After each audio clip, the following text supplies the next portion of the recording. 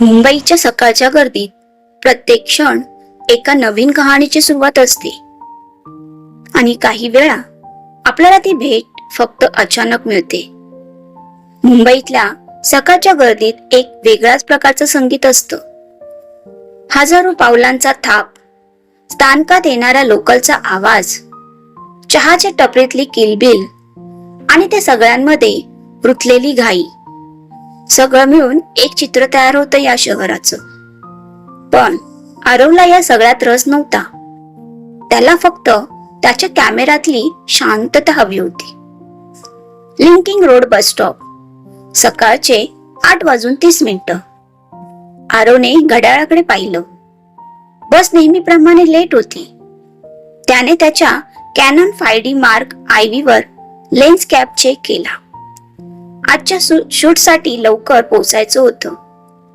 एका नवीन कपल्सचं wedding shoot होतं आणि त्यांना कॅन्डिड फोटोग्राफी हवी होती. बस स्टॉपवर फारशी गर्दी नव्हती. काही ऑफिसर्स, 2-3 विद्यार्थी आणि एक आजी तिच्या पिशवीसह. आरवने त्याच्या नेहमीच्या जागी उभं राहायला सुरुवात केली. स्टॉपच्या डाव्या कोपऱ्यात, जिथे सकाळचा सूर्य थेट त्याच्या डोळ्यात येत नाही. तेवढ्यात एक मुलगी बस स्टॉपवर आली.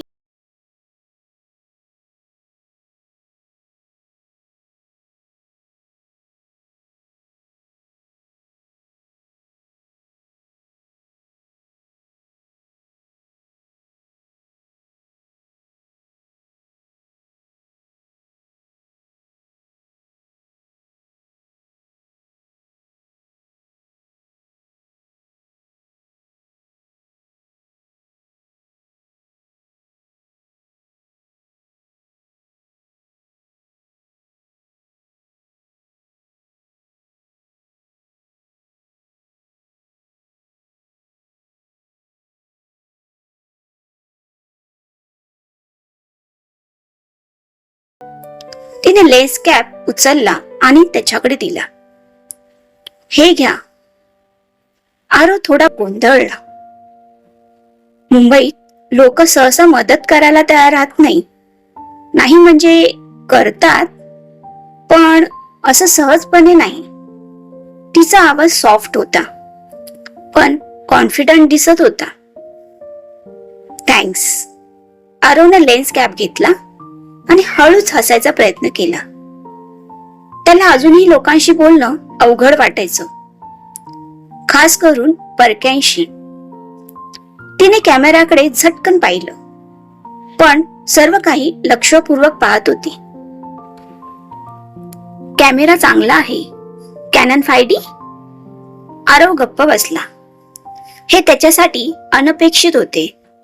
बहुतेक लोक कॅमेरा पाहून छान आहे किंवा किती किंमत असं विचारतात, पण तिने मॉडेल विचारला. हो, मार्क IV. तुम्हाला फोटोग्राफी माहिती आहे? तिने पुन्हा फोनकडे बघत हलक्या हसण्यासह उत्तर दिले. थोडस. माझे वडील फोटोग्राफी करायचे. त्यांच्याकडे जुना कॅनन होता. मला त्या दिवसाची आठवण होते. तिच्या आवाजात भूतकाळातील आठवणींचा भाव जाणवत होता.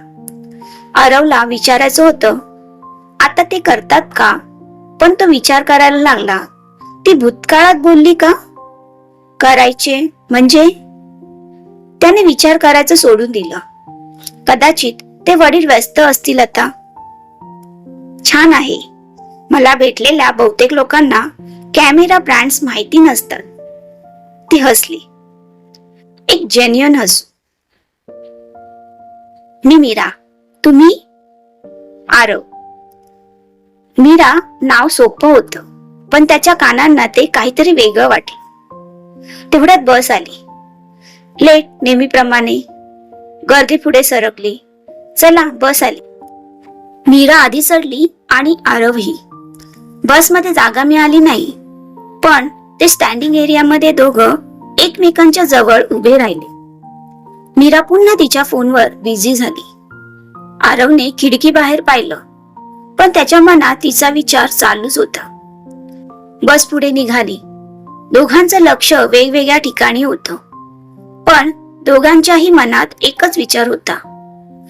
या व्यक्तीला पुन्हा भेटेन का? दुसरा दिवस, सकाळचे 8:30. आरव त्याच बस स्टॉपवर उभा होता. त्याने स्वतःला सांगितलं, हे माझं रोजचं रुटीन आहे. स्टुडिओ बँड्रामध्ये आहे, त्यामुळे ह्या रूटने जायला हवं. पण मनाच्या एका कोपऱ्यात छोटासा आशेचा दिवा लागला होता. ती येईल का? त्याने घड्याळ पाहिलं. 8:32. बस नक्कीच 10 मिनिटं लेट होईल हे त्याला माहिती होतं. आणि मग ती आली. ती फॉर्मल लुक मध्ये होती. काळी ब्लेझर पॅन्ट आणि तो गंभीर लक्ष केंद्रित करणारा चेहरा. तिने आरवकडे पाहिलं आणि थोडं हसली. हे फक्त औपचारिक हसू नव्हतं, तर खरंच एक प्रकारचं आदर दाखवणं होतं. Good morning. आरव थोडा सरप्राईज झाला. ती त्यांना आठवत होती, कालची 2 मिनिटाची चर्चा. मॉर्निंग. आज पण बस लेट आहे. मीरा हसली. मुंबईत बस नेहमीच उशिरा येते, पण आपण वेळेवर येतो म्हणून आपला पंक्च्युअल असल्याचा भास टिकून राहतो. आरवलाही हसू आलं. तिचा विनोद फार गाजावाजा करणारा नव्हता, पण नेमका होता. तुमचं ऑफिस बँड्राला आहे का? नाही, लोअर परलला. तुमचं? माझा स्टुडिओ बँड्राला आहे. मी फ्रीलान्स फोटोग्राफर आहे.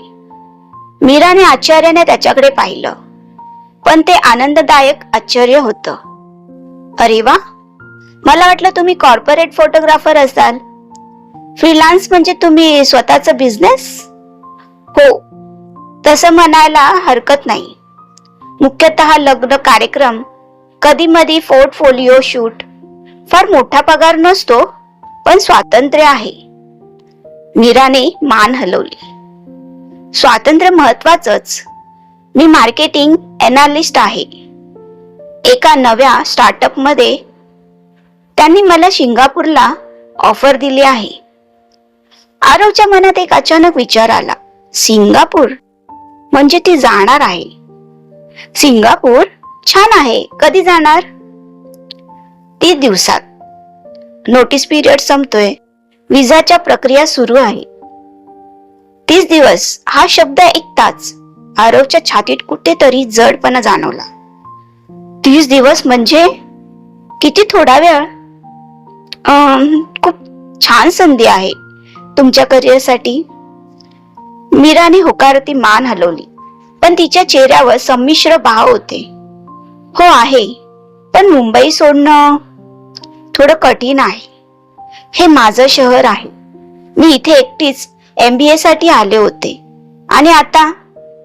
तिने वाक्य अधुरच सोडलं. बस येत होती.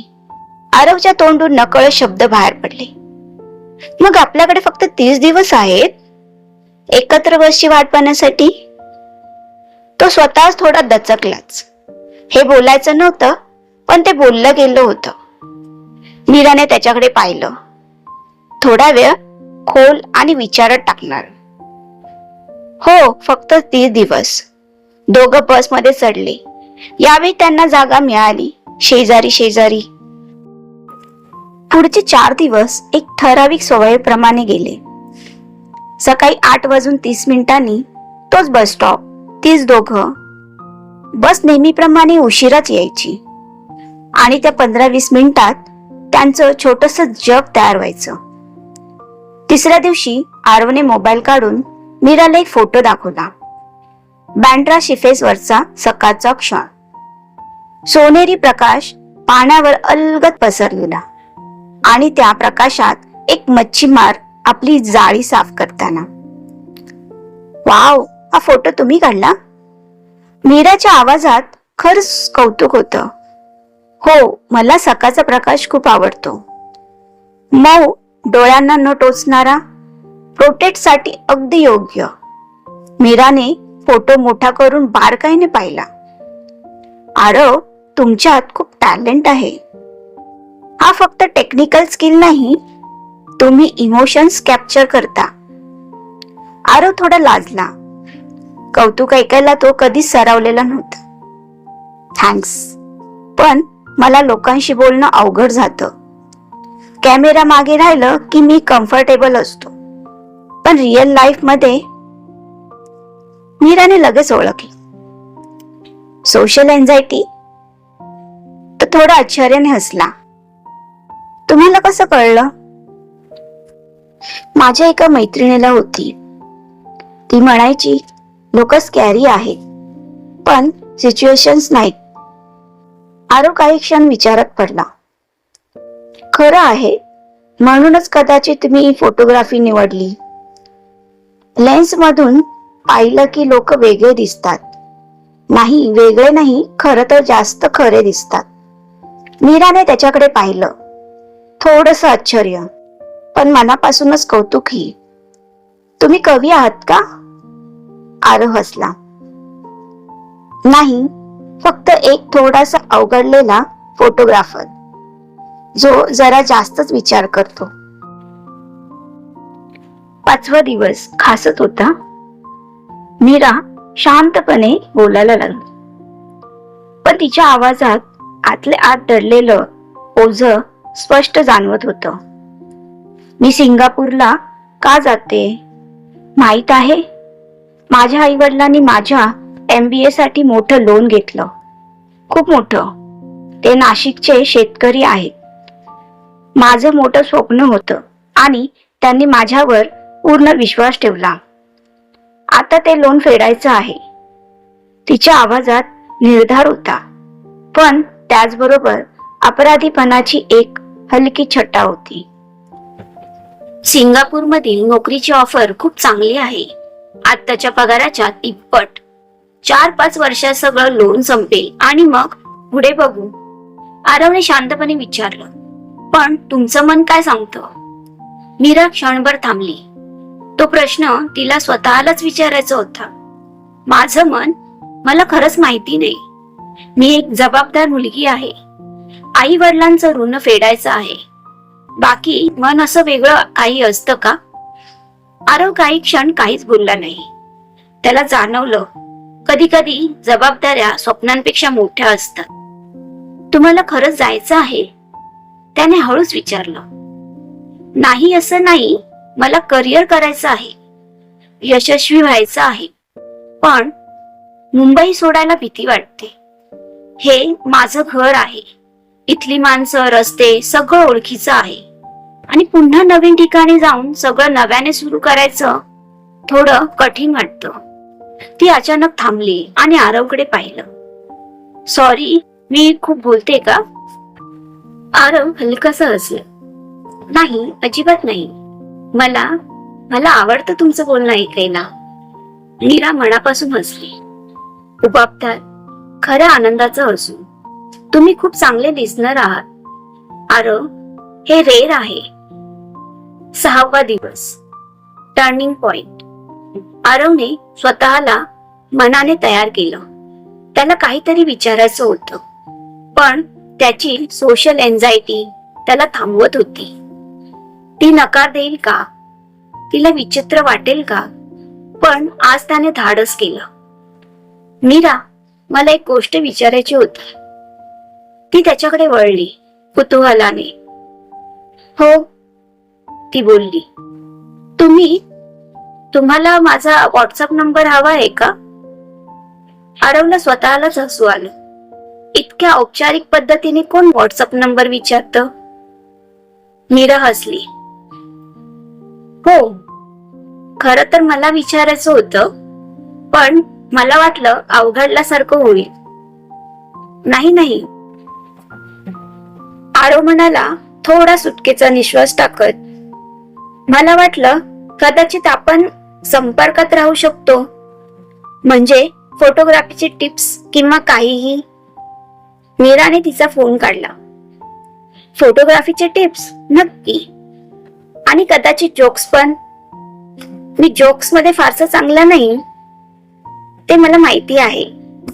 दोघेही हसले. त्यांनी नंबरची देवाणघेवाण केली.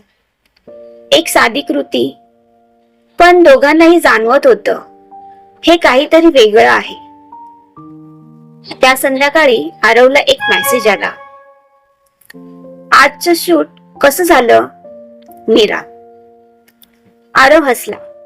त्याने रिप्लाय केलं, छान झालं, पण नवरीच्या काकांनी प्रत्येक फोटोमध्ये यायचं ठरवलं होतं. आता मला 200 फोटो मधून त्यांना क्रॉप करावं लागणार आहे. मीराचा इन्स्टंट रिप्लाय, काका टाळता येत नाहीतच, तुम्ही काका फ्री पॅकेज देता का? आरवने पटकन लिहिलं, आता द्यायलाच हवं, प्रीमियम दर आकारायला हवेत.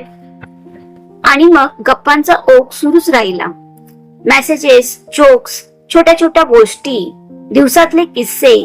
त्या रात्री आरव झोपायला गेला, पण त्याच्या मनात एकच विचार फिरत होता, 30 दिवस आता फक्त 24 दिवस उरलेत. पुढचे 4 दिवस एक नवीन पॅटर्न मध्ये गेले. सकाळी बस स्टॉपवर भेट आणि मग दिवसभर इंटरमिटेंट मेसेजेस. आरव शूट वरून तिला फोटोज पाठवायचा, funny moments, beautiful frames. Meera तिच्या ऑफिस मधल्या केऑस बद्दल सांगायची, डिमांडिंग बॉस, क्रेझी डेडलाईन्स. 7व्या दिवशी संध्याकाळची बसही त्यांची समान झाली. मीरा संध्याकाळी 6:30ला अंधेरीकडे परतायची आणि आरवही कधी कधी त्याच वेळी असायचा. तो योगायोग नव्हता आणि दोघांनाही ते माहिती होतं. आज तुम्ही लवकर? मीराने विचारलं, जरी तिला उत्तर माहिती होतं. हो, आज शूट पटकन संपलं, आरव म्हणाला, जरी त्याने जाणून बुजून लवकर संपवलं होतं. 8व्या दिवशी एक वेगळीच गोष्ट घडली. आरव सकाळी बस स्टॉपवर पोहोचला, पण मीरा तिथे नव्हती. 5 मिनिटं, 10 मिनिटं बस आली आणि निघूनही गेली, पण ती आली नाही. आरवच्या मनात विचारांची गर्दी झाली. काय झालं असेल? ती आजारी आहे का? की माझी वाट पाहून ती कंटाळली असेल? त्याने फोन तपासला. तिच्याकडून कोणताही मेसेज नव्हता. तो तिला विचारायला मेसेज टाईप करायला लागला, पण थांबला. खूपच उतावळी वाटेल. आणि मग सकाळी 9:15ला एक मेसेज आला, आरव माफ कर, आज लवकर मीटिंग होती म्हणून 7:30लाच निघावं लागलं. तुला मेसेज करायचं राहून गेलं. आरवने सुटकेचा निश्वास टाकला. त्याने उत्तर दिलं, काही हरकत नाही, मला वाटलं तू बस स्टॉपला येऊन कंटाळलीस. तिचं लगेच उत्तर आलं, कधीच नाही, हा तर माझ्या दिवसातला सगळ्यात छान भाग असतो. आरवने तो संदेश 3दा वाचला. सगळ्यात छान भाग? त्याच्या हृदयात काहीतरी हलकसं उडालं. 9व्या दिवशी मीराने एक सुचवलं, आरव तुम्ही या शनिवारी फ्री आहात का? मला मरीन ड्राईव्हला जायचं होतं फोटो काढायला. मी फोटोग्राफर नाहीये, पण तुम्ही मला गाईड करू शकता. आरवच्या मनात हजारो विचार आले. हे डेट आहे का, ही फक्त मैत्रीपूर्ण भेट? पण त्याला त्याचा फरक पडत नव्हता. तिच्या सोबत वेळ घालवणं तेच त्याच्यासाठी पुरेसं होतं. हो, मला नक्की आवडेल. मी माझा कॅमेरा घेऊन येतो, तुम्हाला फोटो काढायला शिकवतो. मीरा आनंदाने म्हणाली, छान. मग सकाळी 7 वाजता सूर्योदयासाठी? ठीक आहे, ठरलं. शनिवारी सकाळ. मरीन ड्राईव्ह फारच शांत आणि वेगळं दिसत होतं. कुठेही गर्दी नव्हती, फक्त जोगर्स आणि काही एल्डरली कपल्स. समुद्र गजबजलेला नव्हता आणि आकाश पिंक ऑरेंज रंगाच्या शेड मध्ये न्हालं होतं. मीरा आधीच पोचली होती. तिने कॅज्युअल कपडे घातले होते, व्हाईट कुर्ता आणि जीन्स, केस सोडलेले, नेहमीची फॉर्मल बन नाही. आरवने तिला पाहिलं आणि क्षणभर गप्प राहिला. ती सुंदर दिसत होती, नेहमीपेक्षा वेगळी, रिलॅक्स, फ्री. हाय, मी लवकर आले. एक्साइटेड होते. ती म्हणाली, मी पण. चला, सूर्य लवकरच उगवेल, सुरुवात करूया. त्यांनी समुद्राच्या काठावर चालायला सुरुवात केली. आरवने तिला फोटोग्राफी बेसिक दाखवले. Light, composition, framing. मीरा लक्षपूर्वक ऐकत होती, प्रश्न विचारत होती. तर मी इथे फोकस करू आणि बॅकग्राऊंड ब्लर होईल? एक्झॅक्टली, त्याला अपर्चर म्हणतात. मी दाखवतो. तो तिच्या मागे उभा राहिला, हलकेच तिच्या हातांना मार्ग दाखवत. स्पर्श जवळजवळ शून्य, पण दोघांमधील जवळीक काहीतरी अवर्णनीय, इलेक्ट्रिक सारखी होती. मीराने फोटो काढला. अतिशय सुंदर. सूर्य पाण्यातून बाहेर येत होता आणि एका कोळीच्या बोटीचं सावट पाण्यावर पडत होतं. ओ माय गॉड, मीही काढलं? तुम्ही काढलं, मी फक्त दाखवलं. मीरा खुश होती, पण मग तिने अचानक एक विनंती केली. आरव, तुम्ही माझी फोटो काढू शकता का? Proper portraits. तुम्ही म्हणालात की तुम्ही लोकांचं खरं रूप कॅप्चर करता. मला ते पाहायचं आहे, माझं खरं रूप. आरवला आश्चर्य वाटलं. प्रोफेशनल फोटोग्राफर्स कडून हे सामान्य मागण्या असतात, पण मीरा, तिने वेगळं अगदी हळूवार आणि मनापासून विचारलं. शुअर, पण तुम्हाला काय कॅप्चर करायचं आहे? हॅपी, थॉटफुल किंवा माझं जसं आहे, जे मी आहे, जे मी होईल आणि जे मी होऊ शकले असते, सगळं. आरवला समजलं, हा फक्त फोटोशूट नव्हता, हा एक खास क्षण होता तिच्या आयुष्यातला, मुंबईतील तिच्या बदलाचा. त्याने कॅमेरा उचलला आणि तिचे फोटोज काढायला सुरुवात केली. मीरा सुरुवातीला कॅमेरा कॉन्शियस होती, पण हळूहळू रिलॅक्स झाली. आरवने तिला बोलायला लावलं, तिच्या लहानपणाबद्दल, बाबांबद्दल, स्वप्नांबद्दल. त्या गप्पांमध्ये काहीतरी जादू झाली. कॅमेराने कॅप्चर केलं तिचं खरं हसणं, विचारात पडलेली थोडी थांबणं, पाण्याकडे पाहताना तिचा दूरवर तळमळणारा नजरांचा भाव. हा क्षण खूप सूक्ष्म पण खोल होता. 1 तास उलटला. सूर्य आता उगवला होता आणि मरीन ड्राईव्ह हळूहळू गर्दीने भरायला लागली होती. ते एकाशी फेसिंग बीचवर बसले. तुम्ही यात खूप छान आहात आरव. तुमच्या सोबत असताना मला खूप आरामदायक वाटतं, जसं मला काही प्रिटेंड करावं लागत नाही. आरवला काय बोलायचं ते समजलं नाही. कॉम्प्लिमेंट्सला नेहमी ऑफकट वाटायची, पण हे वेगळं होतं. हे खरंच हॉनेस्ट होतं. थँक्स. तुम्हीही मला कम्फर्टेबल फील करवता. मला साधारण लोकांशी बोलणं अवघड जातं, पण तुमच्या सोबत ते नॅचरल वाटतं. मीराने त्याच्याकडे पाहिलं, एक लांब नजर. त्यांच्या डोळ्यांची भेट झाली आणि काही सेकंदासाठी काहीच बोललेलं नाही, पण सगळं काही म्हटलं गेलं. मीरा हळूच तिचं बोलणं थोडं गोंधळून म्हणाली, मला भूक लागली. आपण ब्रेकफास्ट साठी जाऊ का? कॉफी घेऊया का? हो, मला माहिती आहे, एक छान कॅफे इथे जवळ आहे.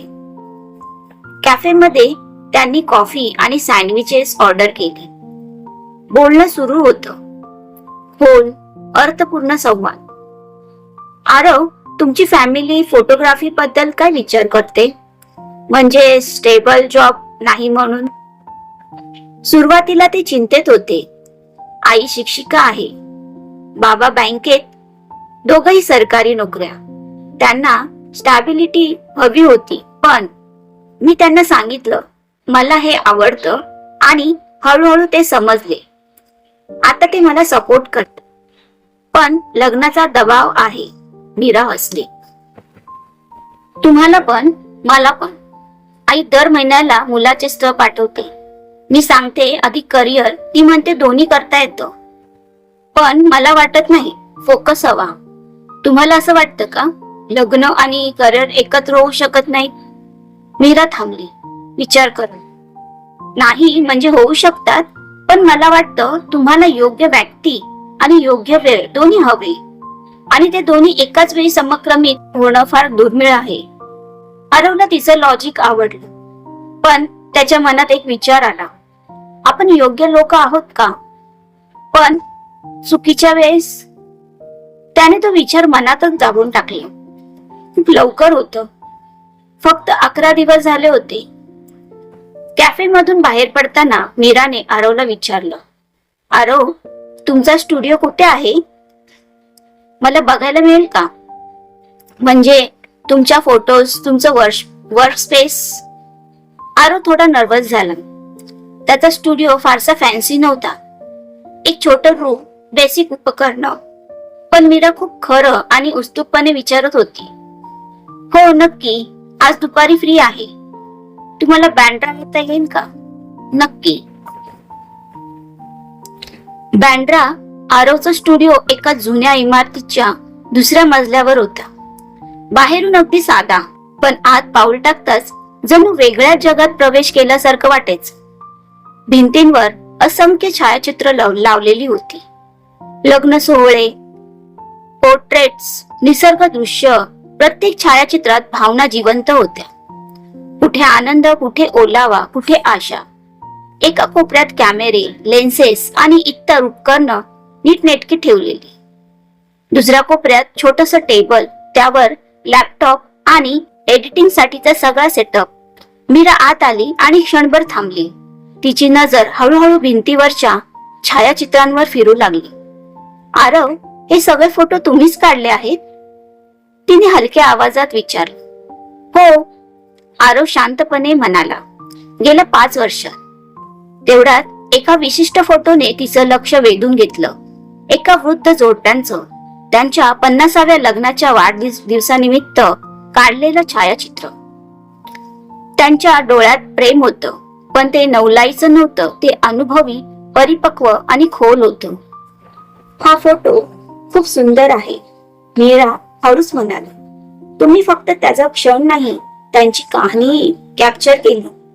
आरव हलकसा हसला. त्यांची कहाणी खरंच अप्रतिम होती. 50 वर्ष एकत्र. त्यांनी मला सांगितलं, प्रेम म्हणजे फक्त रोमॅन्स किंवा फुलपाखरांसारखी हलकी भावना नाही. प्रेम म्हणजे संयम, तडजोड आणि दररोज एकमेकांसाठी हजर राहणं. दररोज एकमेकांसाठी हजर राहणं, त्या शब्दावर मीरा विचारात पडली. सिंगापूरला गेल्यावर तिच्यासाठी कोण दररोज हजर राहणार? तिने तो विचार मनातून दूर सारण्याचा प्रयत्न केला, पण तो विचार इथेच कुठेतरी थांबून राहील. आरवने तिला कॉफीची ऑफर केली. त्याच्या छोट्याशा किचन सेट मधून दोघंही हातात गरम कॉफीचे मग घेऊन खिडकीजवळ बसले. बाहेर संध्याकाळ हळूहळू गडद होत होती आणि आत संवाद रंगत होता. ते बोलत राहिले. विषय बदलत गेले. वेळ कसा गेला कळलंच नाही. मीराने तिच्या MBAच्या प्रवासाबद्दल सांगितलं. संघर्ष, केलेले त्याग, पार्ट टाइम नोकऱ्या, कर्जांचं ओझं आणि शेवटी मिळालेले यश. आरवनेही त्याच्या फोटोग्राफीच्या प्रवासाची गोष्ट सांगितली. कसं त्याने स्थिर नोकरी सोडली, कसं त्याचे आई वडील काळजीत पडले होते आणि कसं त्याने हळूहळू स्वतःचा मार्ग उभारला. तुम्ही खूप धाडसी आहात, मीरा म्हणाली. स्थैर्य सोडून आपल्या आवडीचा मार्ग निवडणं खूप कठीण असतं. आरव हलकस हसला. तुम्हीही धाडशी आहात. कुटुंबासाठी इतकं सगळं करणं, कर्ज फेडण्यासाठी परदेशात जाण्याचा निर्णय घेणं, हेही धैर्याचंच रूप आहे. मीरा थोडी भावूक झाली. कधी कधी मला वाटतं मी स्वार्थी आहे, ती हळू आवाजात म्हणाली. मी म्हणते की सगळं कुटुंबासाठी करते, पण खरं तर मलाही महत्वाकांक्षा आहे. मलाही यशस्वी व्हायचं आहे, फक्त त्यांच्यासाठी नाही, माझ्यासाठीही. आरवने तिच्याकडे सरळ पाहिले. त्यात काहीच चूक नाही. तुम्ही दोन्ही करू शकता. कुटुंबाची जबाबदारी निभावू शकता आणि स्वतःचं स्वप्नही पूर्ण करू शकता. दोन्ही एकमेकांच्या विरोधात नाही. क्षणभर शांतता पसरली. मीराने हळूच त्याचा हात धरला, पहिल्यांदाच, मुद्दाम, जाणीवपूर्वक. धन्यवाद आरव, ती हलक्या आवाजात म्हणाली, तुमच्याशी बोलल्यावर मला स्पष्टता मिळते. आरवच्या हृदयाची धडधड वाढली. तिचा हात उबदार होता, नाजूक होता. त्याला काहीतरी बोलायचं होतं, खूप काही, पण शब्द साथ देत नव्हते. त्यांच्या नजरा भिडल्या. काही सेकंद. हळूहळू ते एकमेकांच्या जवळ सरकू लागले. इतक्यात आरवचा फोन वाजला. जादू तुटली. मीराने हात अलगद सोडलं. आरवने फोनकडे पाहिलं. एक क्लायंटचा कॉल. सॉरी, मला हा कॉल घ्यावा लागेल, तो म्हणाला. हो हो घ्या, ती हलकस हसत म्हणाली. तो बाहेर गेला कॉलसाठी. मीरा स्टुडिओत एकटी उरली. भिंतीवरील छायाचित्र तिच्याकडे पाहत असल्यासारखी वाटत होत. हे काय चाललंय माझ्यासोबत? फक्त 11 दिवस आणि मी त्याच्याकडे इतकी का ओढली जाते? हे चुकीचं आहे. मी 19 दिवसात निघते. हे त्याच्यासाठी अन्यायकारक आहे, माझ्यासाठीही. तिच्या मनात तर्क चालू होते, पण तिच्या हृदयाने तो ऐकायलाच नकार दिला. ती फक्त एक गोष्ट स्पष्टपणे जाणवत होत. आरव सोबत असताना तिला घरासारखं वाटत होतं. आता फक्त 19 दिवस उरले आहेत. पुढील दिवसाचा प्रवास सुरू होत आहे. पुढे काय होईल पहा एपिसोड 2, प्रेम, वेदना आणि निर्णय. धन्यवाद.